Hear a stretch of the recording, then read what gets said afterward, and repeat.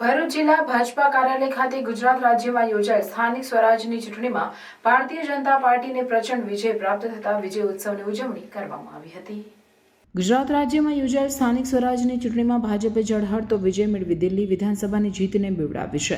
ભાજપના પ્રચંડ વિજયને વધાવતા જિલ્લા ભાજપ પ્રમુખ મારુતિ સેટુદરિયાની અધ્યક્ષતામાં તેમજ સાંસદ મનસુખભાઈ વસાવા, જિલ્લા પંચાયત પ્રમુખ મહેન્દ્રસિંહ વાસદિયા, કારોબારી ચેરમેન ધર્મેશભાઈ મિસ્ત્રી અને સંગઠનના હોદ્દેદારોની ઉપસ્થિતિમાં કાર્યકરોએ ફટાકડા ફોડી મોં મીઠું કરી વિજય ઉત્સવની ઉજવણી કરી હતી।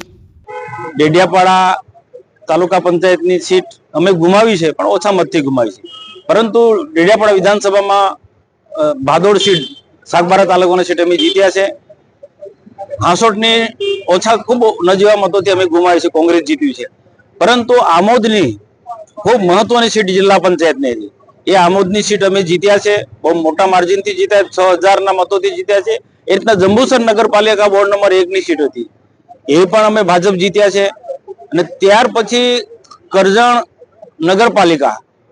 નગરપાલિકા આ વખતે ખૂબ કટોકટીવાળી સીટ હતી, કારણ કે પાર્ટીના કેટલાક લોકોને ટિકિટ નથી મળી, એવા લોકોએ બળવો કર્યો હતો। છતાં પણ પાર્ટીએ વ્યૂહરચનાપૂર્વક, કાર્યકર્તાઓએ બહુ વ્યવસ્થિત રીતના પ્લાનિંગ પૂર્વક પાર્ટીના જે ચૂંટણીની વ્યૂહરચના જે ગોઠવવામાં આવી છે એ પ્રકારે 68 નગરપાલિકામાં જે ચૂંટણી યોજાઈ તેમાં બમ્પર ભારતીય જનતા પાર્ટીની 60 જગ્યાએ સ્પષ્ટ બહુમતીથી જીત્યા છે।